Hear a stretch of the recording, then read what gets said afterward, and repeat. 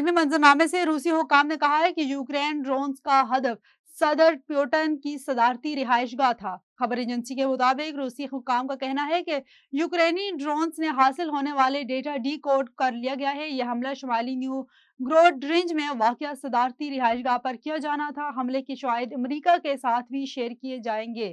خیال رہے کہ اس سے قبل روسی وزیر خارجہ سرگئی لاروف بھی یہ کہہ چکے ہیں کہ یوکرین نے نو گروڈ کے علاقے میں پیوٹن کی رہائش گاہ پر حملہ کرانے کی کوشش کی ہے، جس سے ماسکو کی مذاکراتی پوزیشن تبدیل ہو جائے گی۔ سعودیہ کے ولی عہد محمد بن سلمان اور قطر کے امیر شیخ تمیم بن حمد کے درمیان ایک اہم ٹیلی فونک رابطہ ہوا۔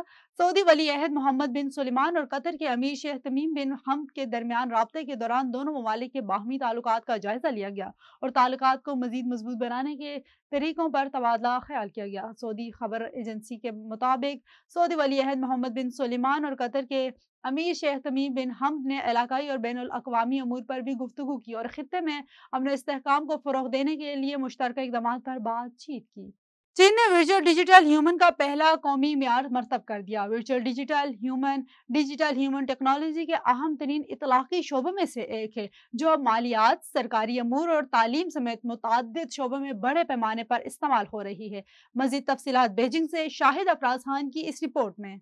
چین کی جانب سے ورچوئل ڈیجیٹل ہیومن کا پہلا قومی معیار مرتب کر دیا گیا ہے، جس میں صارف خدمات کے شعبے میں تحقیق، تیاری اور اطلاق کے لیے یکساں تکنیکی ضروریات اور تشخیصی معیار مقرر کیے گئے ہیں۔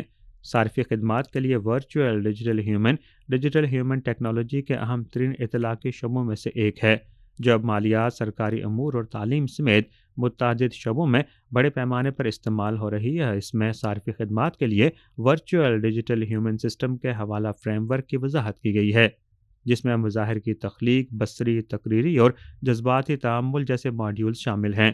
نیز مختلف اقسام اور اطلاقی منظرناموں کے لیے ڈیجیٹل ہیومن کی واضح ضروریات مقرر کی گئی ہیں۔